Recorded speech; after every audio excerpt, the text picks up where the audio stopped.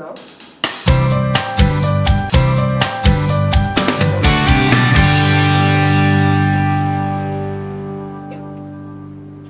Vážení diváci, vítám vás u pořadu Vaříme s Danielou. Ve studiu vítáme redaktorku časopisu Floristika paní Danielu Urešovou. Dobrý den, Danielo, a děkuji, že jste si pro nás opět našla čas. Dobrý den. Dnešní díl budeme věnovat domácímu zpracování. Danielo, české úsloví říká, až se zima zeptá, co se dělal v létě, po případě na podzim. Co můžeme udělat my, aby zima byla spokojená, my jsme byli v zimě spokojení? Je důležité samozřejmě využít všech darů úrody a nějakým způsobem si ji uchovat právě na zimu, kdy máme i sníženou imunitu. Většina lidí zavařuje, suší nebo dává úrodu na mrazák a dříve využívali lidé také hojně sklepy. Jenomže dneska je sklepů málo kdo má k dispozici sklep, tak my si můžeme uchovat potraviny i pomocí báječné metody, která se nazývá mléčné kvašení. Co všechno můžeme vlastně kvasit? Kvasit můžeme v podstatě jakoukoliv zeleninu v kombinaci třeba i s ovocem a vytvoříme si tak bohatou zásobu vitamínů na zimu a posílíme tím i imunitu. Vy jste si pro nás připravila nějakou inspiraci z knihy, tak jaké recepty to budou dneska? Tak ukážeme si právě to kvašení, uděláme si červenou řepu s hruškami a druhý recept bude taková inspirace i třeba na jedlý dárek, domácí hořčice. Těšíme se. Na červenou řepu s hruškami si připravíme kilo červené řepy nastrouhané, 1 hrušku také zastrouhanou, křen, med nebo třtinový cukr, my máme tady třtinový cukr, hořčičné semínko, sůl, skořici, 1 cibuli nebo můžeme použít šalotku, hladkolistou petrželku, mletý hřebíček, pak přidáme trošku vanilkového cukru, případně můžeme ještě dosolit, pepř. A pokud by nám zeleninka a hruška pustily málo šťávy, tak na dolití použijeme slaný nálev, aby všechno bylo ponořené. A nějakou nádobu, do které to budeme dávat? A ano, samozřejmě nádobu ideálně takhle pěknou, ať nám to dělá radost hned od začátku. Při práci s červenou řepou doporučuji používat latexové rukavice do kuchyně, protože ona opravdu hodně barví. Pokud je nemáme, jakým způsobem to červené barvivo z těch rukou smijeme? Citronovou vodou? Citronovou vodou, octovou vodou, ale kdo má ještě nádobí v ruce, tak s tím vůbec nebude mít problém, to brzo přejde, ale jinak ty rukavice je docela fajn použít. Nejdříve si připravíme směs cibule, koření a bylinek. Tu cibuli můžeme nakrájet na kolečka nebo nějak najjemnější kousíčky, aby tam toho nebylo tolik, aby to nebylo tak výrazné. Ona teda tím kvašením samozřejmě zjemní, ale přeci jenom je to lepší na drobno.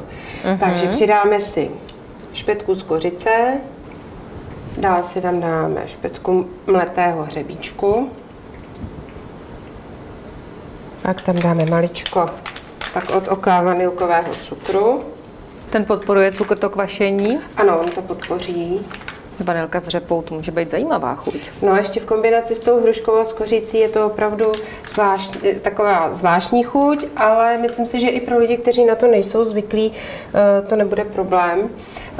Ono to totiž dost zjemní zase chuť té řepy, takovou tu specifickou její chuť a je to opravdu výborná kombinace. Ještě vzhledem k tomu, jak to projde tím procesem kvašení, tak opravdu je to moc dobré. Chuťově je to potom takové nakyslé, navinulé. Lehce nakyslé to samozřejmě je. Přidávám pepř, teď jenom zapovídali. A je to poměrně jemné na to, jakože to je vlastně kvašené. Oproti třeba kvašenému zelí klasickému je tohleto jemnější. Tak, přihodíme si tam tu petrželku, pokud nemáme petrželku, můžeme přidat i nějakou jinou bylinku, třeba koriandr. Myslím si, že by velmi dobře fungovala i bazalka, protože bazalka při kvašení je vynikající. Ona trošičku je taková nasládlá potom, když to projde tím kvasným procesem. Jo, a ještě jsem zapomněla ten cukr. Můžeme dát i med, já mám radši med zachovaný úplně v co nejsyrovějším stavu, protože tam je spousta vitamínků, i když to kvašení medu taky prospívá, ale používám ho raději na jiné věci, takže můžeme ho nahradit klidně třtinovým nebo hroznovým cukrem. I bílý, pokud... I bílý samozřejmě. No, ten stínový cukr pro některé pokrmy může změnit lehounce chuť, že on má svoji vlastní specifickou chuť, takže někdo, kdo na to nemusí být zvyklý, to nemá. Může dát i normální. Ono totiž i pro lidi, kteří nejsou příznivci klasického bílého cukru, tak u toho kvašení se toho vůbec nemusí bát, protože ty bakterie mléčného kvašení ten cukr v podstatě, když to řeknu zjednodušeně, z toho vědí. Takže toho cukru ve finále je tam opravdu málo. Oni se tím vlastně nakrmí a potom líp fungují a projde to tím kvasným procesem. Tak, teď si připravíme zbylé ingredience, připravíme si nádobu. Já si tady pod ní dám trošku utěrku, abych to neušpinila. Tak můžu nějak něco pomoci? Teďko v podstatě bude, už uděláme jenom jednoduchou věc, a to, že si budeme vrstvit zeleninku a tu hrušku spolu s tou kořenící směsí. Předtím ještě, než začneme vrstvit zeleninu, přidáme do kořenící směsi lžíci hořčice, žluté, klasické, hořčičného semínka. Když jsme zmínili tu chuť té řepy, ta zemitá chuť některým lidem nevyhovuje. Jaké ovoce nebo zeleninu, s čím lze tu řepu kombinovat, abychom tu chuť tak trošku potlačili? Můžeme to kombinovat teda i s ostatní zeleninou, třeba s kořenovou zeleninou, vynikající je to z mrkví, potom to víc chutná dětem, ta mrkvička přece jenom není tak kyselá, nebo se dá řepa kombinovat i třeba s klasickým zelím, naopak ta zase to zelí zjemní, ale pořád tam zůstane ta výraznější chuť zelí, nebude tam tolik ta řepná příchuť. A u kvašení se opravdu meze nekladou, takže je dobré si hrát, je to takový hravý proces, nemusíme dělat třeba rovnou takhle větší sklenici, ale menší a přitom si zkusit různé kombinace, co komu bude vyhovovat, vůbec se toho nemusíme bát. K řepě si přidáme křen, 1 lžíci pro ty, kteří mají radši jemnější jídla. Já mám ráda kombinaci řepy s křenem trošku říznější. Je to takové pikantní, je to ano, pikantní, to je pravda. Mnozí to možná znají, to se u nás dost dělá, že se nastrouhá jenom řepa a křen. Ano, se salát s olejem trošku a ano. výborné. Po promíchání řepy s křenem začneme tedy vrstvit do té sklenice vždycky trochu řepy, musíme to důkladně utlačit, aby to pomaloučku pouštělo šťávu. Na to je důležitá sůl, která se přidává také do té kořenící směsi a vždycky dáme vrstvu řepy, trošičku hrušky, kořenící směs a střídáme. Já si teď tady budu chvilku hrát. A já vás budu zpovídat. Jsem začátečník v kvašení. Co všechno si mám připravit, jakým způsobem děsí mě trošičku ta příprava toho nálevu, aby to správně nakvasilo, aby ta zelenina nebyla měkká nebo naopak tvrdá, aby se mi to neskazilo. Jaký je ten správný postup, čím začít a co všechno si připravit k tomu? Nejdůležitější věc, kterou je důležité při kvašení dodržet, je opravdu čisté veškeré nářadí a veškeré nádoby, které používáme. Protože tam potom se nám netvoří nežádoucí věci a opravdu to mléčné kvašení proběhne velmi dobře. Musím sterilizovat nebo stačí prostě ideálně umýt a nechat uschnou v myčce nebo nějakým alkoholem? Ideálně vymýt důkladně horkou vodou. Kdo si chce být jistý, může věci všechny, se kterými bude pracovat, dát vysterilizovat do trouby na podobném principu jako před zavařováním. A nebo můžeme i právě vypláchnout tím alkoholem, který je taková závěrečná pojistka. Kdo nemá doma nějaký vysokoprocentní alkohol, nevadí, stačí to vypláchnout i třeba octem, úplně obyčejným octem, ten taky dobře funguje. Vrstvení? spodní vrstvy by měly tvořit tuší vrstvy zeleniny, prokládat to těma jemnějšíma, jako třeba rajčata, nebo je to v podstatě jedno? Ono je to v zásadě, tam taková pravidla vyloženě nejsou. Důležité je, že ty veškeré suroviny musíme opravdu důkladně upěchovat. Tím vlastně vytlačíme vzduch, protože proces mléčného kvašení je anaerobní, čili bez přístupu vzduchu. Tím se nám také zajistí i to, že nám zeleninka nebo cokoliv, co kvasíme, nebude plesnivě a pustí nám šťávu. Takže důležitá věc je, pokud můžeme tu řepu, nemusíme mít takhle nastrouhanou, může být třeba i na větší kostičky, na plátky. Je to opravdu k tomu mléčnému kvašení je docela dobré si vzít i velkou dávku invence, nebát se a kombinovat, co chceme. Můžeme i libovolně krájet na různé velikosti. Tam je podstatné, aby tam byla nějaká základní báze, která bude na jemnější kousky a aby nám dobře pustila šťávu, kterou se to všechno schová. Přesně, což si třeba u květáku nedovedu představit, protože jsem viděla kvašený květák s mrkví, ve sklenici to vypadalo úplně úžasně, ale nedovedu si představit, jak z květáku potom dostanu, aniž bych porušila tu strukturu těch růžiček. Takže to k tomu asi slouží i ten solný roztok, který si připravíme v případě, že zelenina nemá tolik šťávy. Přesně tak. Solný roztok je velice důležitý. My opravdu jediné, co musíme dodržet pevně, je to, že zelenina nebude vyčnívat nad povrch té tekutiny. To znamená, že pokud nám zelenina sama nepustí dostatek šťávy, čemuž teda napomáhá i sůl, tak pokud ta zelenina nepustí dostatek šťávy, dolijeme solným roztokem. Ten solný roztok si připravíme 20% koncentraci soli, což je na 1 litr, dáváme tak 15 až 20 gramů soli. Ta voda by měla být převařená, anebo ideálně z nějaké studánky, kde je pitná.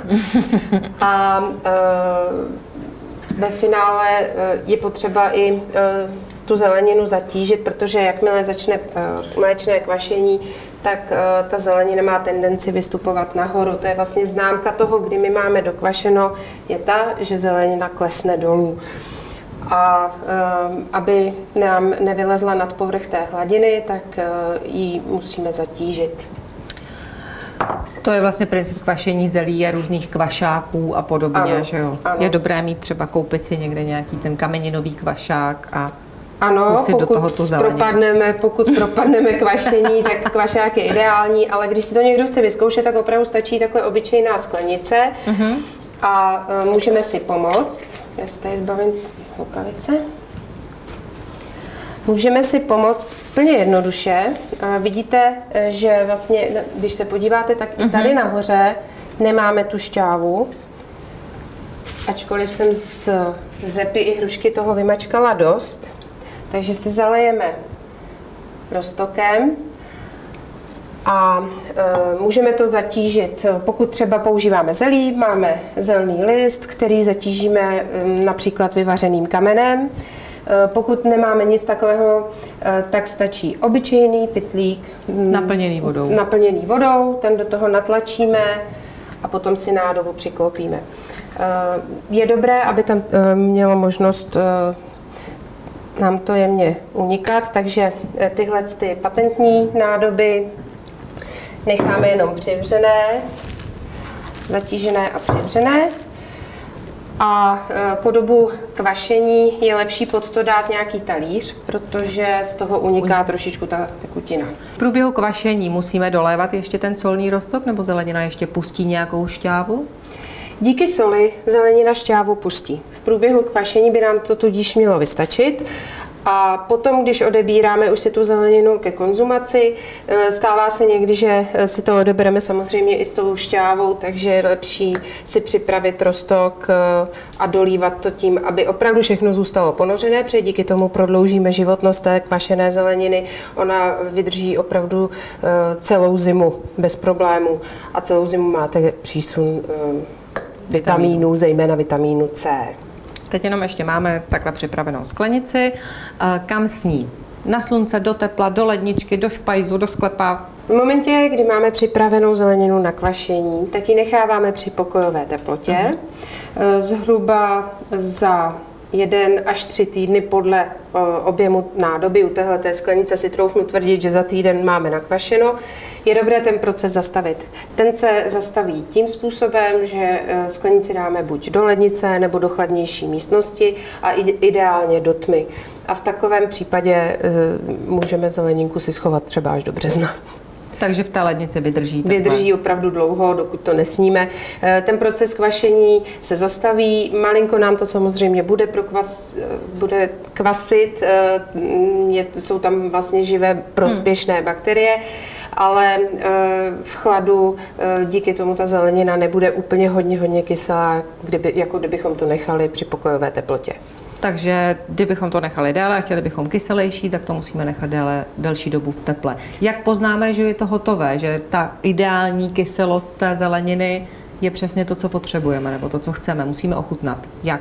Ochutnáme samozřejmě, pokud jednou ochutnáme a olízneme třeba lžíci vidličku, tak už do toho s tím znovu nejdeme. Musíme vždycky do zeleniny a do toho nálevu jít s čistým nádobím, s čistými příborama, pardon.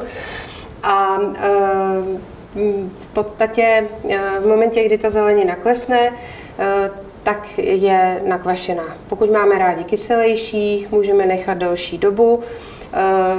Pokud si připravíme opravdu správnou koncentraci roztoku solného, díky tomu ta zelenina bude i krásně tak akorát křupavá, nebude rozbředlá. Myslím si, že po první sklenici si už každý nějakým způsobem vytvoří představu, jak s tím zacházet. Je to opravdu velice jednoduché, všechno za nás dělá příroda a je to velmi prospěšné. Teď jenom svoji vlastní zkušenost, jak jste právě řekla, ta rozbředlá zelenina, tak jsem to právě zkoušela a ta zelenina nebyla křupavá. Tak jak v čem jsem udělala chybu? Nejčastěji lidé dělají chybu právě v té koncentraci soli a vody v tom roztoku. Ideálně dodržovat těch 15-20%, je to nejlepší. Což je zhruba lžička soli? Je to zhruba 15 až 20 gramů soli na litr vody. Na lžičky si to netroufnu, tam si myslím, že je lepší opravdu být přesnější a odměřit si to. Někdy se může stát, že se na povrchu vytvoří takzvaný kříz při kvašení. Je to jenom jednoduchá, taková tenká krustička. Toho křízu se nemusíme bát, není to nic jedovatého, není to nic špatného, není to plíseň. Pokud kvašená zelenina nesmrdí po hnilobě nebo na ní není opravdu nějaká nevzhledná barevná plíseň, tak je vždycky v pořádku a tvoří se maximálně ten kříz, který tam buď necháme, nebo ho můžeme odebrat zase čistou lžící nebo nějakou nabíračkou a dolít novým roztokem a máme zase v pohodě. A máme vyřešeno. Imunita je v pořádku. Ona ta zelenina je dobrá, tak kvašená i na střeva, protože tam sídlí ta imunita, dalo by se říct. Ano, máme-li čistá střeva. Je vynikající, myslím si, že vhodnýma kombinacemi opravdu se dá přiblížit i dětem a zejména pro zimu je podstatná opravdu, že v tom je veliký zdroj vitamínu C. Ještě mě napadlo, jak třeba zpracovat zelená rajčata, protože nemusí vždy dozrát, tudíž někde jsem četla, že i to mléčné kvašení je činí poživatelnými. Ano, zelená rajčata jsou obecně považována za jedovatá, ale pokud je hodíme do kvasné nádoby spolu ještě v kombinaci s nějakou další zeleninou, tak jsou prospěšná. Tím kvasným procesem se odbourají nežádoucí látky a naopak jsou zdrojem vitamínů a chutnají velmi zajímavě, mají takovou trošku jako angreštovou příchuť, lehce. V podstatě kvasit můžeme i zbytky.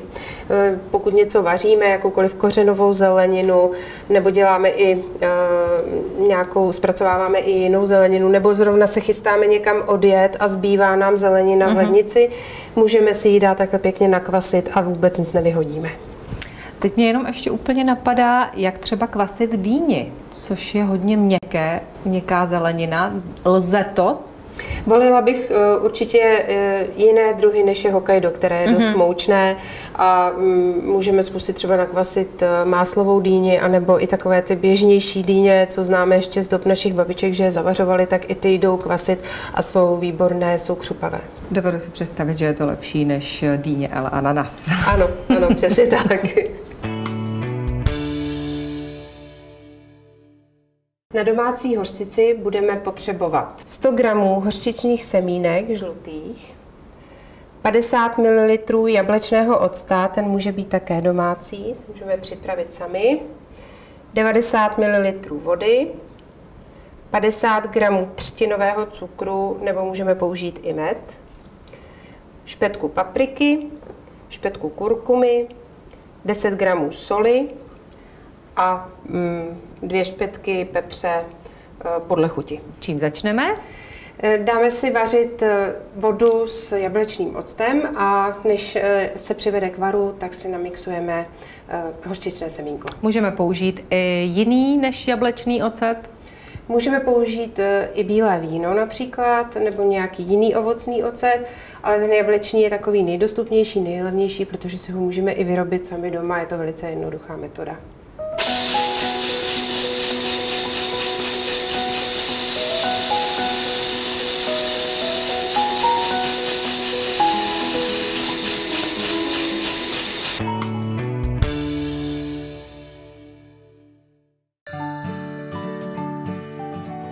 Domácí recepty z farmy vám ukáží, jak je příprava jídla jednoduchá a jak lze z kvalitních surovin vyrobit cokoliv, například droždí, ocet, bonbony, jak usušit bylinky, uchovat ovoce na zimu, připravit sušenou směs koření. Inspirujte se a dobrou chuť.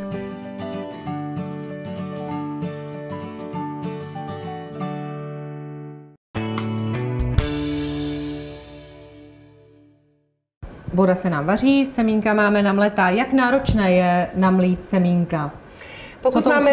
Pokud máme výkonný mixér, můžeme je namlet i suchá. Pokud máme běžný mixér, tak si můžeme semínka třeba půl hodiny, hodinu předem namočit. Dá se takhle právě krásně zpracovat třeba zbytek hořčičného semínka po zavařování, které je největší nápor zavařování na podzim, okurky a tak dále. A co nám zbyde, můžeme zpracovat na tuhletu hořčici. Je rozdíl mezi žlutými nebo respektive bílými hořčičnými semínkami a jinými druhy, černými, hnědými? Chuťově rozdíl je, ale můžeme i třeba do té hořčice přidat trošku černých, ono to má potom hezčí, takovou barevnost hezčí, je to zajímavější.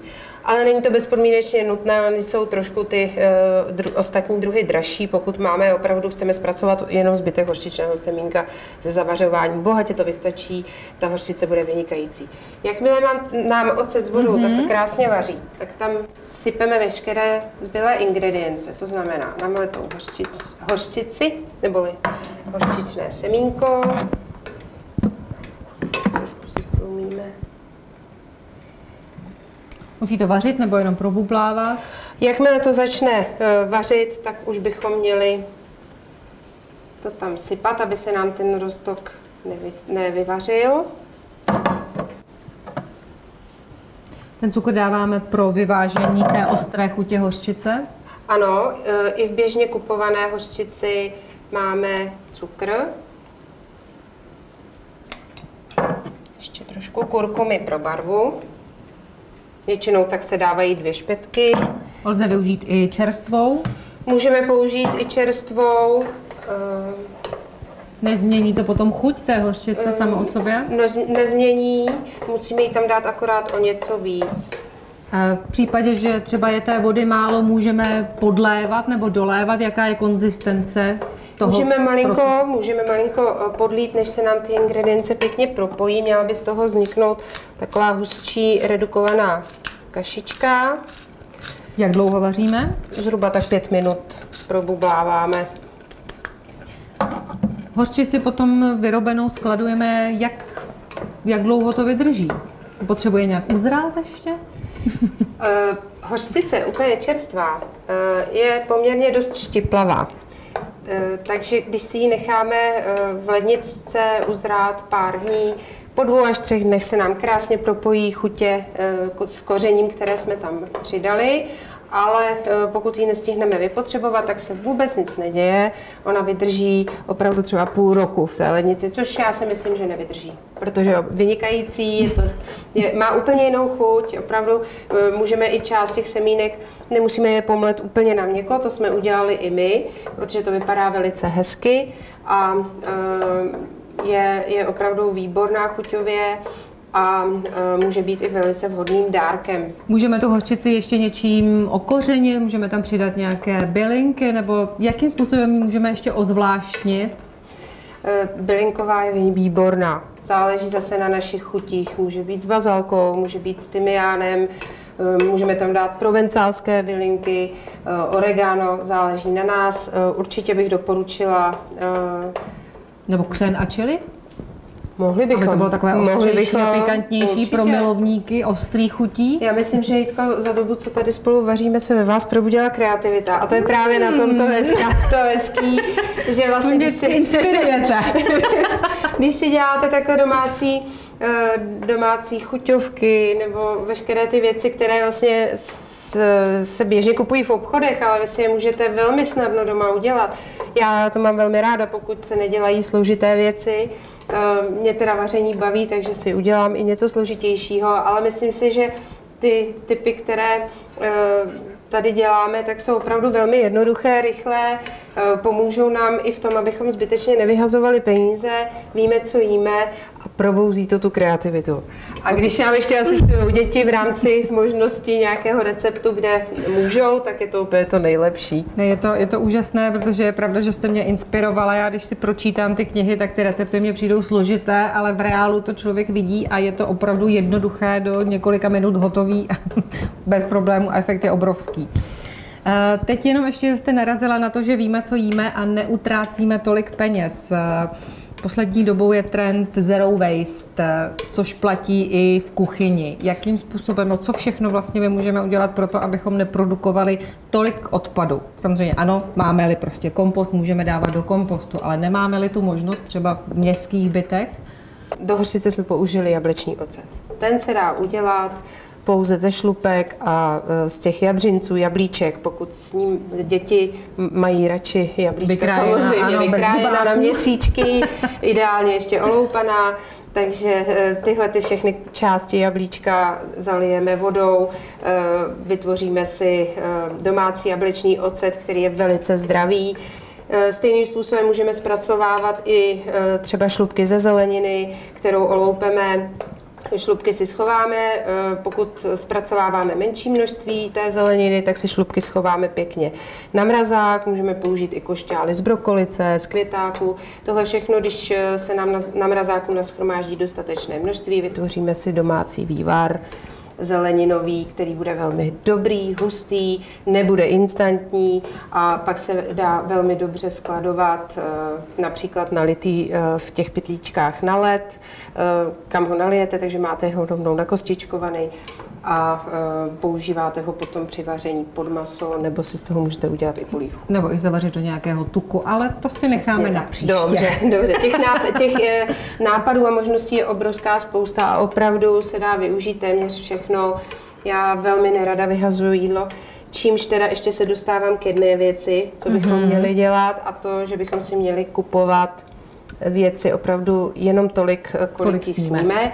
Chápu, že třeba v období, kdy nám dozrává sezónní zelenina, nakupujeme víc, protože je samozřejmě levnější, pak teda musíme přistoupit k tomu, abychom ji skladovali správně a měli jsme ji k dispozici i později. Jakmile se nám zredukuje tekutina, voda, ocet a vznikne nám taková kašička, záleží na nás, chceme ji hustší, možná nebo malinko řidší, sundáme si hned z plotínky, zhruba 5 minut to trvá, jak jsme říkali, a naplníme jim skleničku. V případě, že máme ta semínka více namletá, tak to má takovou kašoidní... Je to potom jako klasická kupovaná hořčice, ano. Já mám ráda tu hrubozrnou, ona je je takové příjemné, když potom to křupe. Ano. Ale pokud chceme, můžeme rozemlít víc. Jak jsem zmínila, je dobré si ty semínka třeba předem namočit, pokud nemáme výkonný mixér. V případě, že chceme tu hořčici nějak ochutit, v které fázi přidáváme ta dochucovadla, ať už bylinky nebo jiné, křen a takové věci? V rámci toho vaření. V rámci toho vaření. V momentě, kdy plníme tu skleničku, tak pěchujeme tak, abychom vytlačili dolů, aby jsme vytlačili vzduch. Musíme ještě dál nějak sterilizovat, nebo samo o sobě už to vydrží? Plníme-li do čisté sklenice takhle horkou hořčici, tak už sterilizovat nemusíme. Přiklopíme. Můžeme případně obrátit, anebo už rovnou takhle necháme vychladnout, dáme do lednice a máme hotový dárek nebo dobrotu. Po týdnu převážeme mašlí a... Ano, přesně tak. A můžeme předávat. Ano.